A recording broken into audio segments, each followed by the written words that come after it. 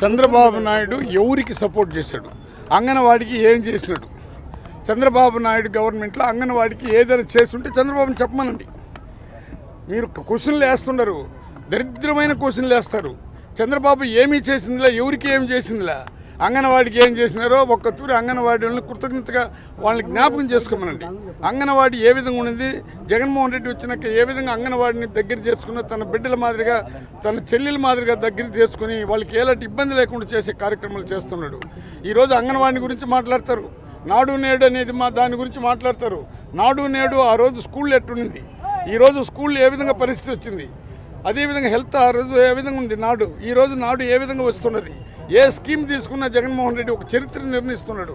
అన్ని దేశాలు కూడా అన్ని రాష్ట్రాలు కూడా మన స్కీములను అప్రిషియేట్ చేస్తుంటే ఈ చంద్రబాబు నాయుడు అనే వ్యక్తి ఇంకా దుర్మార్గులైన పేపర్లు రాసే మహానుభావులు వాళ్ళకి అధిక జంతువుల కన్నా ప్రేమ ఉంది. కానీ ఈ రామోజీరావుకి మన రాధాకృష్ణకి TV5కి చంద్రబాబుకి పవన్ కళ్యాణ్కి ఆ ప్రేమే లేదు. ఆ ఓటు కోసం మహానుభావుడు నేను వచ్చేసినాను గెలుస్తానని ఈరోజు ఎవరో ఒక అతని పేరేం పేరు ఆయన వస్తే అది రాష్ట్రం అంతా గెలిచిపోతుందంట. ప్రశాంత్ కుమార్, అదే ప్రశాంత్ని ఇదే చంద్రబాబు డెకాయిట్ అన్నాడు, లోకేష్ డెకాయిట్ అన్నాడు. ఆ డెకాయింట్ కాళ్ళు కూడా పట్టుకుంటున్నాడు. ఈరోజు డెకాయిట్ అయితే కూడా అతను మాట్లాడిందే, నేను చెప్పలా, చంద్రబాబు డెకాయిట్ దొంగ అని చెప్పాడు. మరి ఆ దొంగతో ఆ డెకాయిట్ ఈరోజు కాళ్ళు పట్టుకుని అది కూడా తెలుగుదేశానికి సంబంధించిన ఎంపీ బీజేపీకి పంపిస్తే ఆయన స్పెషల్ ఇది ఫ్లైట్ పైన తీసుకుని వచ్చి వదులుతూ ఉన్నాడంటే ఎంత దిగజాడు రాజకీయం చేసిన ఒక చరిత్ర ఉంది చంద్రబాబు నాయుడికి. ఆ చరిత్ర చెప్పమంటే ఒక నిమిషం చెప్తా. చంద్రబాబు పుట్టినప్పటి నుంచి కూడా అవినీతిని ఫస్ట్ కనిపెట్టిన చక్రవర్తి ఎవరంటే చంద్రబాబు నాయుడే. వెన్నుపోటుదారుడని ఫస్ట్ ముద్ర వేసుకున్నది ఎవడంటే చంద్రబాబు నాయుడే. అందుకే ఔరంగజేబు పేరు కూడా ఆయనకు వచ్చింది. నమ్మిన వాళ్ళని నట్టేట పుడిచేవాడు ఎవడంటే చంద్రబాబు నాయుడే.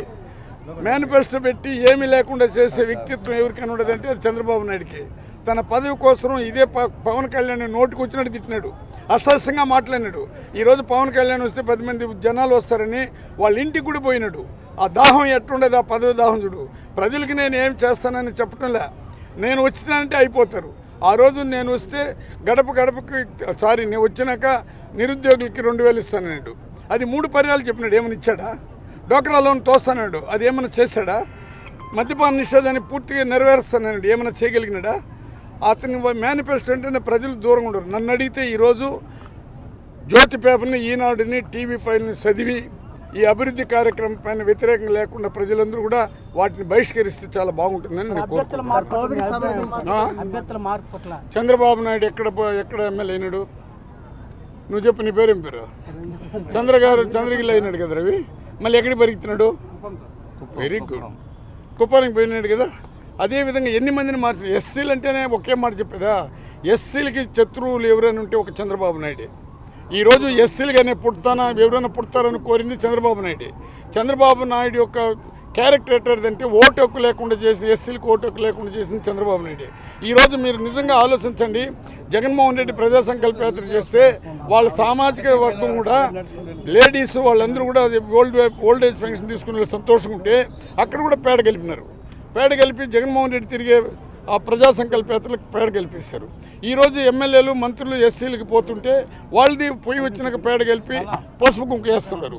మరి తెలుగుదేశంలో ఎస్సీలకు ఉంటే వాళ్ళు పూజింపదగిన వాళ్ళు, వైఎస్ఆర్ పార్టీలో ఎస్సీలుగా వచ్చిన వాళ్ళు గడప ప్రోగ్రాం పోయి వాళ్ళు ఏమేమి తీసుకుంటున్నారు లేదని కులాన్ని మతాన్ని పార్టీ చూడకుండా వాళ్ళ అభివృద్ధి ఏమైందని చేసేదానికి మేము పోతే మాకు ఇదంతా ఎందుకంటే జడ్జిలు కూడా ఆలోచించాలా.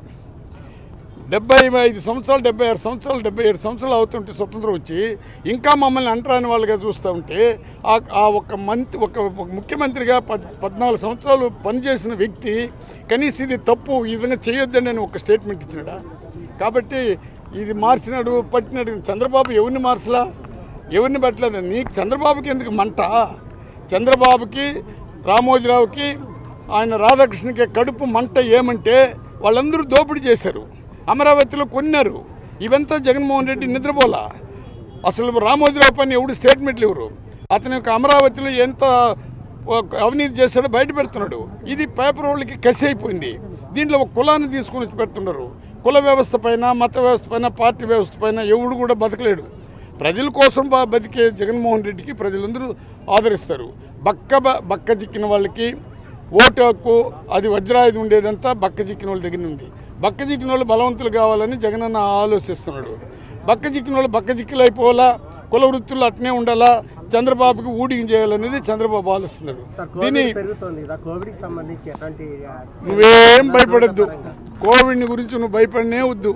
ప్రపంచంలోనే మన రాష్ట్రంలో కోవిడ్ని గురించి ఏ విధంగా కంట్రోల్ చేశాడో, ఆ కోవిడ్ వచ్చిన వాళ్ళని ఏ విధంగా ఆదుకున్నాడో, ఈరోజు 25 లక్షల రూపాయలు కూడా పెట్టారు మన ఆరోగ్యశ్రీ కింద.